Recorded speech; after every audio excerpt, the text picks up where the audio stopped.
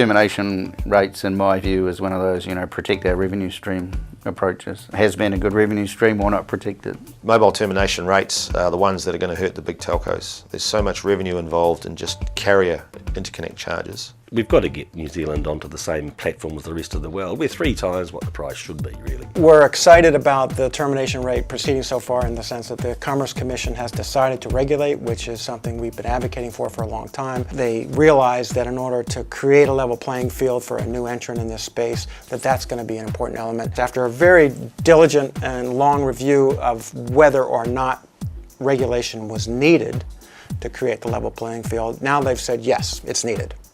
Now they're doing that. We can terminate on a US mobile at the same price as terminating on a landline. We're talking like 2 to 3 cents a minute. Our termination rates are just way out of whack. The question is, how do you get prices as close to cost as possible? So there's 2 ways to do that. One is you do a complete and thorough cost study. What does it actually cost? The second way is you look around the world and you say, all right, well, we're not that different from these other 10 countries in the OECD. How do we compare? They've done the benchmarking path. I think that's probably the best way to do it at this stage in the game. Vodafone and Telecom are going to lose tens of millions of dollars from the wholesale side, and then they'll have to drop their retail rates to remain competitive at some point. It's really a question of how quickly we get down to that. Do you immediately go down to that price that they have suggested, or do you have a glide path for the incumbents? Of course, we would argue that you should go right away, because the only thing that a glide path does is subsidize the incumbents. Again, for those of us that buy minutes off them and don't own a mobile network, it's nothing but good news.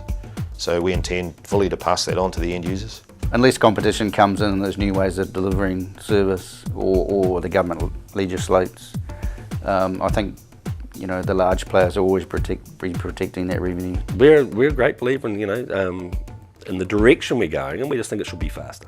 The only rationale would be from an incumbent's point of view, saying it's a loss of revenue for them and they want to do that over time. They would say it threatens my ability to invest in the future if you take a lot of revenue out of my revenue line. And I would say, get your revenue for the future from growth.